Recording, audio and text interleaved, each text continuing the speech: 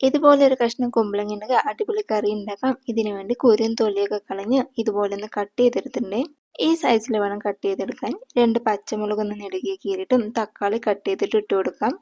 ഇനി ഇതിന് മറ്റൊരു പാത്രത്തിലോട്ട് മാറ്റി ആവശ്യാനുസരണം വെള്ളം ഒഴിച്ച് 1/2 ടീസ്പൂൺ മഞ്ഞൾപ്പൊടിയും പാകത്തിനുള്ള ഉപ്പും കൂടി ചേർത്ത് നന്നായിട്ട് മിക്സ് ചെയ്ത് ഒന്ന് വേവിച്ചെടുക്കാം. അരമുറി നാളികേരത്തിന്റെ പകുതി നാളികേരം ഒന്ന് ചെരുവി എടുത്ത ശേഷം ഇതിനൊരു മിക്സിയുടെ ജാറിലോട്ട് മാറ്റി 2 ചെറിയുള്ളിയും 1/4 ടീസ്പൂൺ മഞ്ഞൾപ്പൊടിയും 1/2 ടീസ്പൂൺ ജീരകവും പാകത്തിനുള്ള വെള്ളവും ചേർത്ത് നന്നായിട്ടൊന്ന് അരച്ചെടുക്കാം.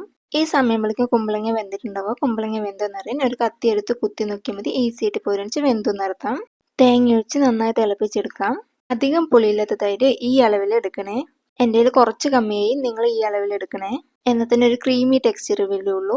ലോ ഫ്ലെയിമിലാക്കി തൈര് ഒഴിച്ച് തിളയ്ക്കുന്നതിന് മുമ്പായിട്ട് ഓഫ് ചെയ്യുക. ഇനി ഒരു പാനിൽ വെളിച്ചെണ്ണ ചൂടാക്കി കടുകിട്ട് പൊട്ടിച്ച് 2 വറ്റൽമുളക് ഇട്ട് പൊട്ടിച്ച് കറിവേപ്പിലിട്ട് ചൂടാക്കി ഫ്ലെയിം ഓഫ് ചെയ്ത് 1/2 ടീസ്പൂൺ മുളക് പൊടി ചേർത്തിട്ട് ഒന്ന് ചൂടാക്കി എടുത്തുകൊണ്ട് കറിയിലോട്ട് ഒഴിച്ചാൽ അടിപൊളി മോരുകറി റെഡി ആയിട്ടുണ്ടേ. ചോറിൻ്റെ കൂടെ അടിപൊളിയാണ്. അപ്പം എങ്ങനെയാ, ട്രൈ ചെയ്യല്ലേ?